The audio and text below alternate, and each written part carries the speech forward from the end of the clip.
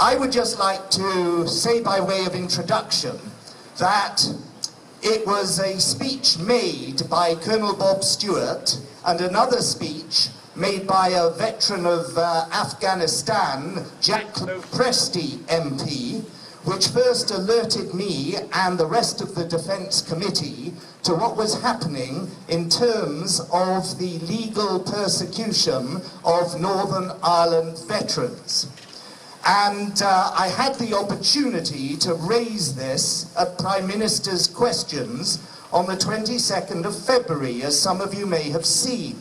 And I pointed out that there was no prospect of new credible evidence coming forward against our Northern Ireland veterans of the Troubles up to 40 years after the event.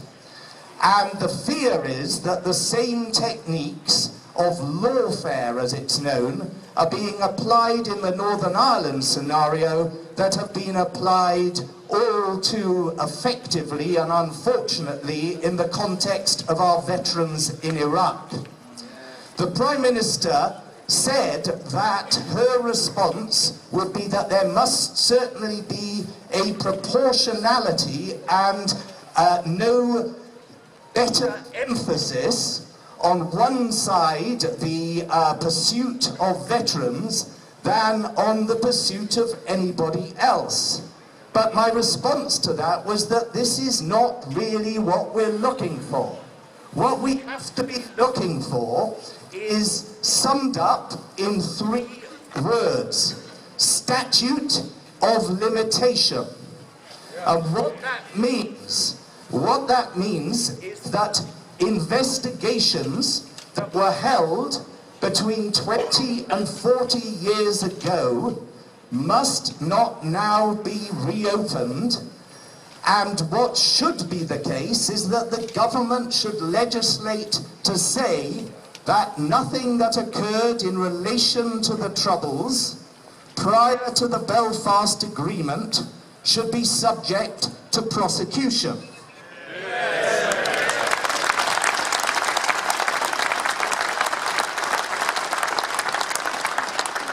Now, there is a problem with a statute of limitation, and that is, and this is the best advice we've had from 4 professors of law who came to talk to the Defence Select Committee in the special inquiry that we have set up in order to find what ways are available to protect our Northern Ireland veterans. Their opinion was that it would be very difficult to bring in a statute of limitation for our armed forces without it covering everyone else as well. And this, of course, creates problems in certain parts of Northern Irish society.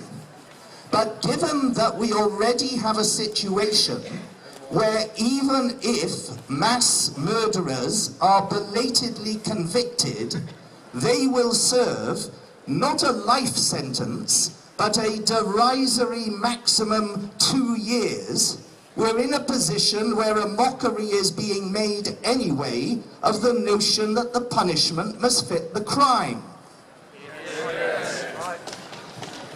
So, what I believe the solution will be, though I must stress that I cannot prejudge the findings of the inquiry which the Defence Select Committee is engaged in now, but what I believe that a very strong, shall we say, candidate for a solution is to take the view that the time has come to take a leaf out of the South African book. And in South Africa, as you will know, many terrible atrocities were committed, but Nelson Mandela and others had the vision and the wisdom to decide that enough was enough and a line must be drawn.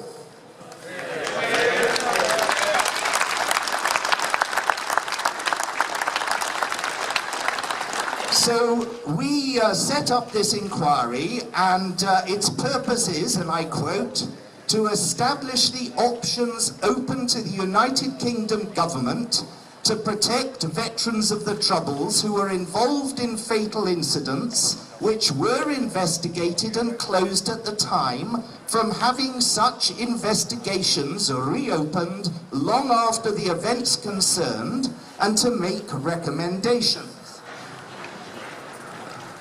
Now, what the committee has got the power to do is to call witnesses, to carry out an inquiry, and to make recommendations. But I must stress to you all, we are not the government. We're a committee of parliamentarians. All we can do is urge the government to follow the recommendations we make. So it will not be the end of the battle if our report comes out with the solution that the statute of limitations is the correct way to proceed. We held a session on the 7th of March, as I said earlier, with these 4 professors of law. It's all available on the Defence Select Committee website, and the most relevant parts of it are on my own personal website, julianlewis.net, under the heading of Common Speeches, so you can read it at leisure.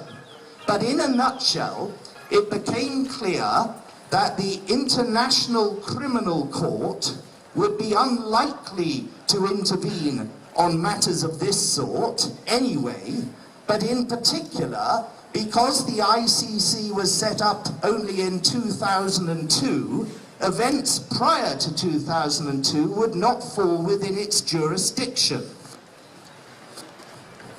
However, there is, of course, the European Convention on Human Rights, which requires not prosecutions, not convictions, but it does require investigations to be carried out.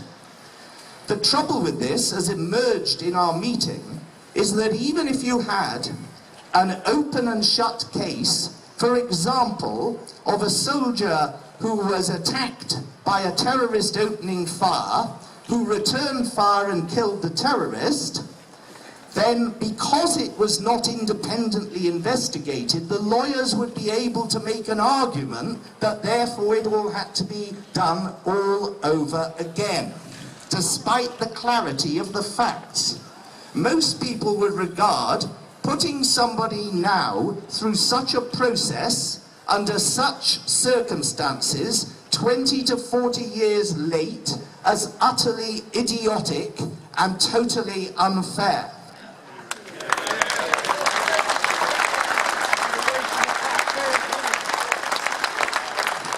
And it must be said that the European Court of Human Rights makes many worthwhile suggestions, but from time to time it makes some rather senseless ones, such as the one that it made when it said that we had to give the right to prisoners in jail to have the vote, even though our own democratically elected parliament didn't want to do so.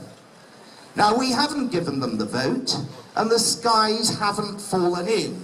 It's just that we're not in compliance with the ECHR on that point.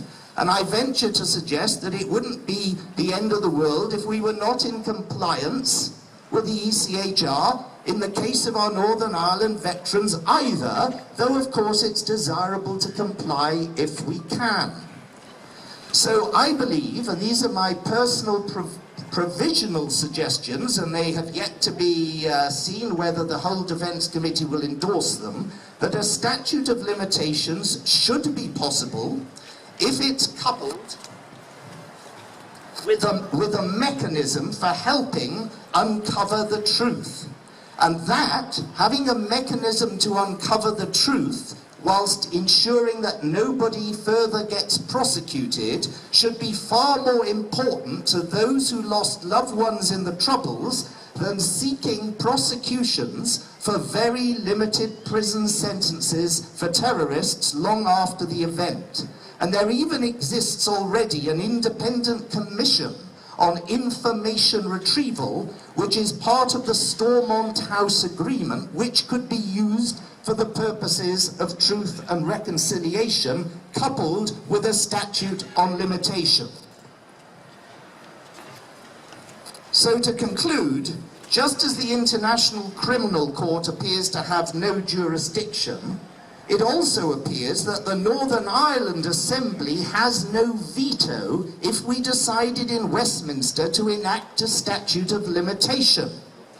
The Northern Ireland Assembly has a convention of voting on such things, but it does not, the legal professors advise us, have the power to stop them, as was shown in the recent Brexit judgment, which affected the same constitutional issues. So Westminster could pass a statute of limitation. In my personal opinion, they should pass a statute of limitation. And if common sense and natural justice prevail, they will pass a statute of limitation. Thank you very much for your service, and thank you for